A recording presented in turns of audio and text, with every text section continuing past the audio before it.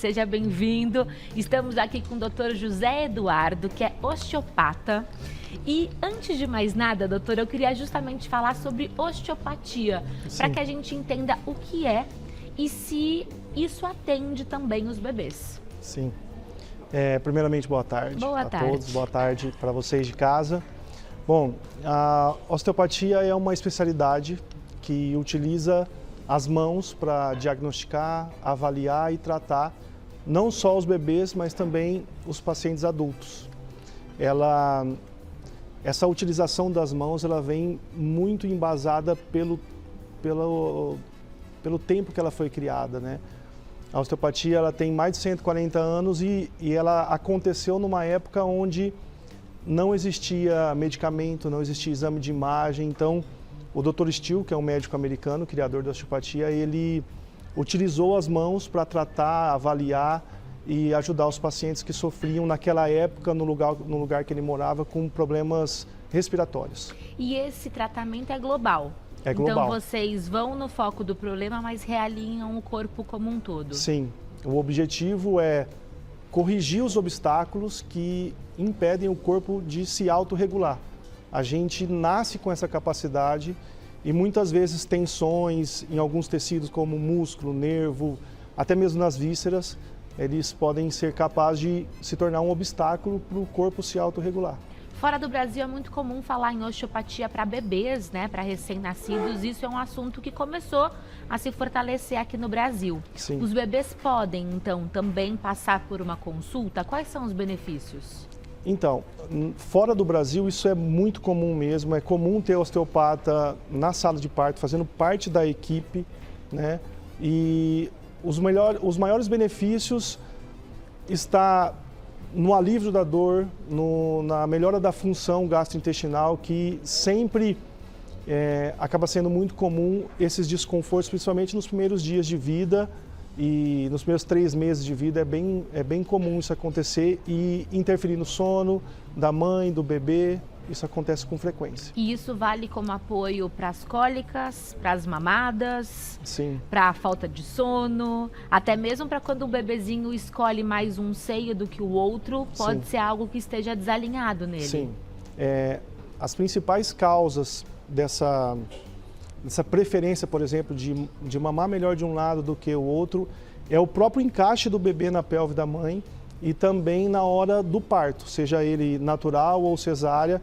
É comum que isso gere tensão, principalmente na região do pescoço do bebê, e acaba interferindo na capacidade dele mamar.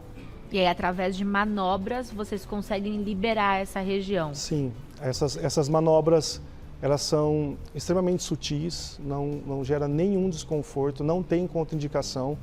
Eu costumo falar que quando o osteopata toca um bebê, esse toque é um toque que favorece o tecido a melhorar a sua função. Nós temos um bebezinho aqui, a gente pode demonstrar nele? Sim. O que é que vocês fazem? Porque a gente, né, mãe de primeira viagem especialmente, se assusta. Será que vai doer? Será que são manobras muito invasivas? Demonstra pra gente, por favor. Um dos principais problemas que interfere muito na qualidade do sono do bebê está relacionado às cólicas, gases e a dificuldade de evacuar, que a gente chama de disquesia, principalmente quando o bebê tem essa dificuldade e o cocô dele, quando você vai investigar, ele é um cocô molinho, tá? E é comum você olhar para a barriguinha do bebê, onde está em amarelo aqui essa região, você vê uma barriga distendida, né? Esticada. É igual a nossa? É. Perfeito. O bebê fica com a barriga esticadinha e isso gera desconforto, porque um tecido ele pode doer ou por compressão excessiva ou por estar tensionado demais. E o movimento que o bebê faz, ele indica muito do que ele está precisando. É muito comum você ver que os bebês, eles se espremem, se contorcem, giram o tronco. O que ele está buscando com isso é se autoaliviar. E isso indica muito pra gente o que você deve fazer. Como que eu posso ajudar esse bebê? É uma dica super simples, eu chamo essa técnica de cocopum, tá? Você pode colocar o bebê nessa posição, passar a mão por baixo do braço dele e ele vai sentar assim em você. Essa mão vai apoiar levemente essa região em amarelo, que é a barriguinha do bebê. E você vai fazer movimentos como se fosse um pêndulo, a perninha do bebê assim. E isso eu posso fazer com o recém-nascido? Pode fazer com o recém-nascido. Posso tentar? Pode. É simples, vamos ver. É simples porque aqui você pode balançar o nenenzinho, né? Eu seguro por aqui? Isso. E aí eu mexo assim. as perninhas. Isso, perfeito. Assim? Essa mão da barriguinha um pouquinho mais para baixo. Tá. Isso, assim. E aí eu faço esse movimento. Isso, 1, 2, 3, 1, 2, 3. E quando eu devo fazer isso? Essa no é uma neném? pergunta-chave. Eu vejo muitas mães buscarem ajuda, seja no medicamento, seja tentar fazer alguma coisa no momento da crise. E o segredo está em saber o que fazer fora das crises.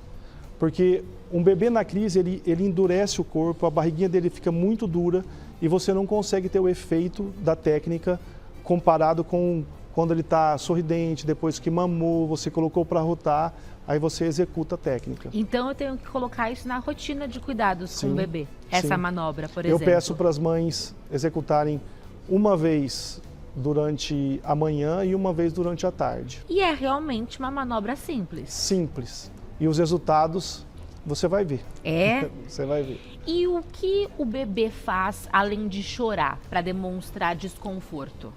O movimento, ele é, para mim, a linguagem, o movimento do bebê, para mim, é a linguagem mais importante. Se você conseguir decifrar o que o movimento do bebê, o que está por trás desse movimento do bebê, você vai conseguir ajudar seu bebê com muito mais facilidade.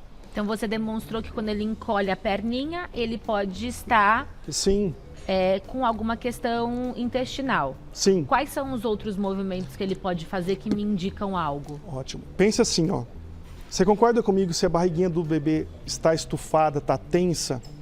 O contrário disso seria afrouxar, e esse afrouxar precisa disso. Quando eu aproximo e faço esses movimentos, que o bebê se estica, dobra as perninhas, o que ele está tentando fazer com isso? Ele está tentando melhorar o trânsito, está congestionado o trânsito gastrointestinal e ele não tem bem definido o peristaltismo, que é aquela onda que leva o cocô até o reto, para ficar mais fácil para ele evacuar. Então ele precisa ficar se contorcendo para aliviar essa tensão, né? E também para fazer com que o que tem no intestino grosso caminhe pelo lado direito e vai até o reto. Esse é um movimento comum. Um movimento comum também que acontece com muitas mães, isso eu vejo no consultório, é que os bebês que sofrem com refluxo, eles também apresentam movimentos característicos. Por exemplo, o bebê que tem refluxo, acontece muito isso, dele estar mamando, ele soltar o bico do peito da mãe, ficar 1, 2, 3 segundos e voltar. Isso acontece com frequência. Ele está buscando aliviar essa tensão que ele tem aqui. Então o esôfago dele estica e na hora que ele volta, esse voltar, ele vem relaxado, afrouxado e ele tem um alívio momentâneo. E o que eu posso fazer para ajudá-lo? Você pode ajudar nos posicionamentos e também tem técnicas específicas para você melhorar a mobilidade dessa região, melhorar a mobilidade do diafragma, que é um músculo importante para o refluxo também. Então, ficar atento aos movimentos do bebê é tão importante quanto o choro. Mas o choro eu vejo que a mãe não tem tanta dificuldade, ela consegue identificar um choro de fome rapidamente. Os movimentos são mais complicados. Um choro de dor é mais fácil você identificar, diferenciado um choro de fome, de fralda suja. Agora, os movimentos, eles escondem segredos que pode ajudar muito para o seu bebê ficar um bebê tranquilo, sossegado. A manobra para refluxo também é simples, como a do intestino, que você poderia ensinar para gente? Sim, eu acredito que é simples, né? Para as mães que aprendem a fazer essas técnicas comigo, elas relatam que é uma técnica simples. Você precisa colocar o bebê na tua cama, por exemplo. Você vai identificar esse ossinho aqui e logo depois desse ossinho, você vai fazer uma leve pressão. Lembrando uma coisa... É embaixo da costela? Não, logo abaixo desse ossinho aqui, ó. Tá. Você vai passar a mão assim, você vai sentir um ossinho. Terminou ele, você vai parar com esses 2 dedos aqui. tá? Você vai tocar muito leve. O toque no bebê sempre é leve, sempre. Tocou levemente, você vai fazer uma leve tração em direção aos pés do bebê. E a outra mão vai cobrir a região do peito do bebê. E você vai fazer pequenos movimentos assim. Com o bebê deitado, então. Com o bebê deitado, apoiado num travesseiro, que ele tem que estar inclinado mais ou menos uns 30 graus. Eu vi que a sua neném tá com uma espécie de coroa, né? Que demonstra a cabecinha, que é uma área de grande fragilidade. E na osteopatia vocês também conseguem corrigir questões relacionadas à cabecinha do bebê. Em casa, o que eu posso fazer para que o meu bebê não fique com a cabecinha amassada, né? Que é a preocupação de muitas mães. Sim. Enfim, tenha uma postura correta. Sim, essa é uma... A gente precisa muito falar sobre isso, porque o que eu vejo no consultório são mães que não entendem a importância de um posicionamento básico, que ele está sendo cada vez mais crucificado porque não está recebendo a atenção necessária, que é colocar o bebê de barriga para baixo. Muitas mães saem da maternidade achando que colocar o bebê de barriga para baixo vai fazer com que ele se engasgue, se afogue e vai colocar a vida do seu bebê em risco. Isso não é real. Isso quando ele está acordado. Isso quando ele está acordado. Que é aquilo que chamam de tummy time, não é isso?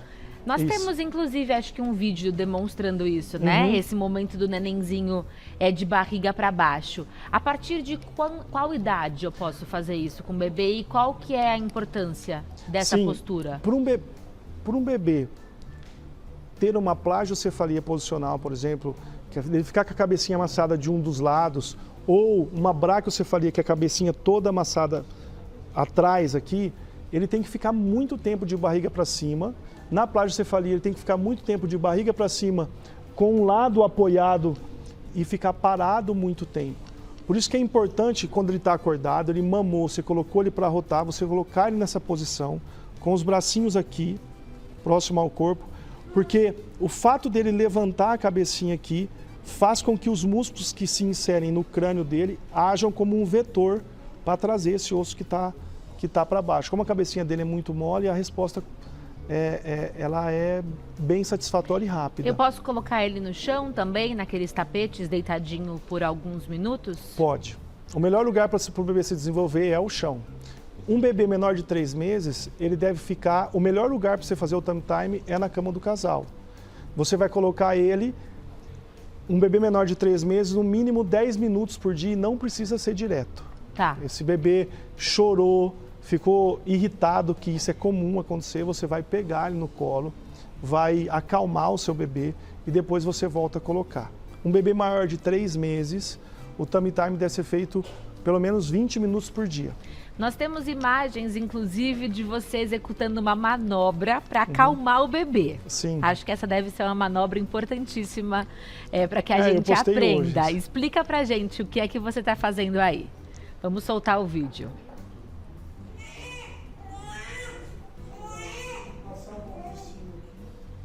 Pode falar aqui pra gente, não dá para ouvir tão bem. Essa é uma técnica que muitos pais já fazem há muito tempo. Eu vi nos comentários avós comentando que fazia essa técnica. Ela é simples e ela tem 3 poderes, eu falo assim, para a mãe entender. O primeiro poder é que quando você coloca um bebê de barriguinha para baixo e você não apoia na barriguinha dele, a gravidade faz com que essa barriguinha desça e melhora o fluxo dos fluidos, sangue, sistema linfático, melhora nessa posição. Posso dizer assim, que um aumento do volume de sangue naquela região. E onde chega sangue, é um princípio da osteopatia, chega a cura. Então, se eu posiciono o bebê assim e a barriguinha vai para baixo, eu tenho um aumento do volume de sangue. Outra coisa importante é o ritmo do balançar. Isso também... Você segura o bebê pelo peito, então? Sim, eu seguro ele por aqui e deixo a barriguinha livre para ela descer, tá? E depois eu faço movimentos assim.